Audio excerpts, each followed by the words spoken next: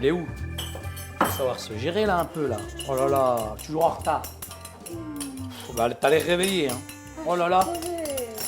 Et il est 8h là, il est 8h là, wake up, réveille-toi quoi. Je sais pas, mais attends, t'es marié, t'as des enfants, faut savoir se gérer un petit peu dans ça. Ouais, il est 8h, ouais. Allez me recoucher, je suis en Ah, retard vas-y, pour bah allez, le tu peux travail. repartir, ouais, c'est ça, ouais. Elle va où elle? Hé, reviens, il est 8h, tu vas être en retard, hein. Quoi? Réveille-toi, réveille-toi, c'est pas possible ça. Oh là là. Et Faudrait peut-être tu que m'as tu te réveillée, réveilles un tu peu m'as là. réveillée. Allez, vas-y, T'as vu prends ton comment café. tu m'as secouée? Faut savoir se gérer, ma grande. C'est pas Ah là là, possible attends, ça. je vais me recoiffer là. Mais cave-toi, t'as cru que t'étais. Oui, j'ai cru que j'étais pour toi. Ah oui. On parle de quoi aujourd'hui? T'es ingérable, de la gestion de soi.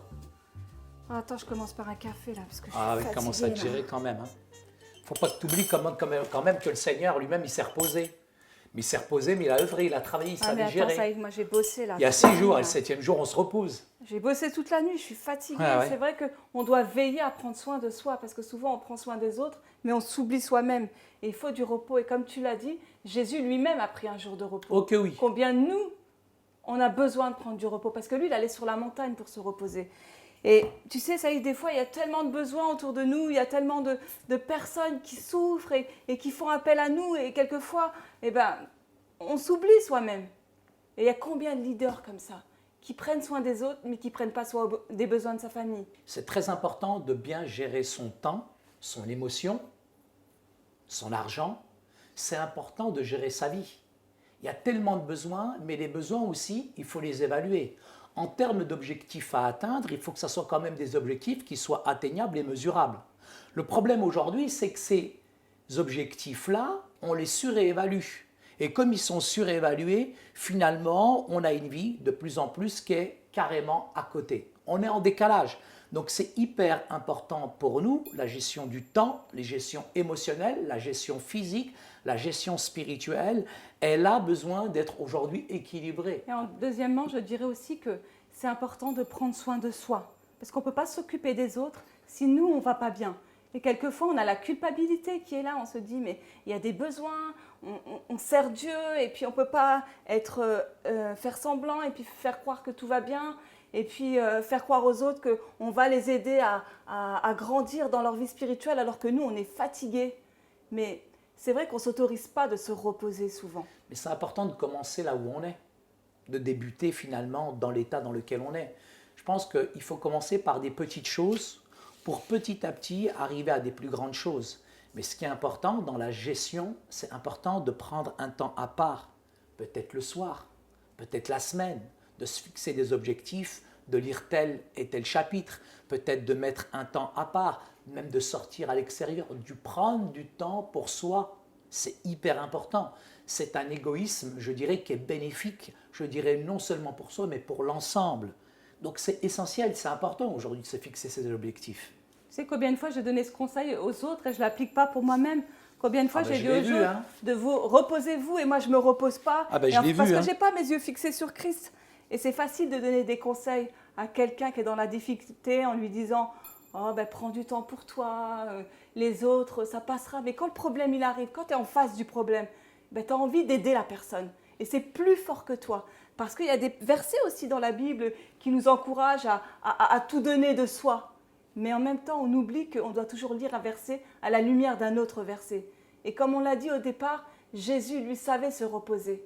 Il connaissait ses faiblesses. Et quand il était fatigué, il prenait du temps pour lui. Et il n'avait pas de culpabilité parce que Jésus, il a même dit, des pauvres, il y en aura toujours. Oh, c'est clair. Et il savait qu'il ne pouvait pas pourvoir aux besoins de tout le monde. Il faut s'attacher. De la même manière que Jésus est parti jusqu'à la croix, Jésus a payé le prix. Qu'est-ce qui nous empêche de le faire? L'orgueil, l'autosuffisance, la satisfaction de soi. Et cette satisfaction de soi, finalement, nous plonge dans un monde où on n'est plus dépendant de Dieu, du Saint-Esprit. Donc c'est important pour nous de remettre, je dirais, notre vie entre les mains du Seigneur, d'apporter tout cela, de lui confesser, de lui donner. Et lui-même, il est bon, il est fidèle, en tout cas pour nous aider, pour nous accompagner dans ce cheminement spirituel. Savoir gérer sa vie, c'est très important aujourd'hui dans un monde, dans un univers, je dirais, qui nous absorbe.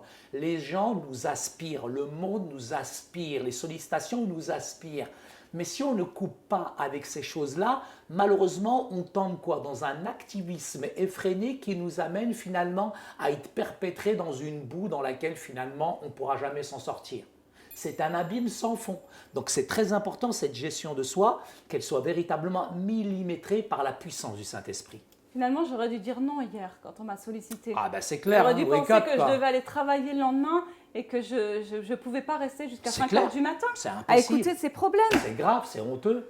Ah, mais je me culpabilise souvent et je me dis ouais, tu fais pas ton boulot et t'as ta sœur Non, bah qui attends, souffre et tu veux attends, pas attends. l'aider. Tu te culpabilises, on a déjà fait une émission sur la culpabilité. La fausse culpabilité, il faut la Ouais, mais briser, entre hein. la théorie et la pratique, il y a du temps Ah parfois. bah là, tu as fait une belle expérience. En résumé, je dirais que vous devez apprendre à gérer votre vie personnelle en évaluant vos propres besoins et en veillant à y remédier. Et ce n'est pas égoïste de s'arrêter de temps à autre et rechercher de l'aide pour être en meilleure santé et plus fort. Vous ne serez pas en mesure de mettre les besoins des autres avant les vôtres si vous êtes vous-même malade, épuisé et n'avez plus rien à donner.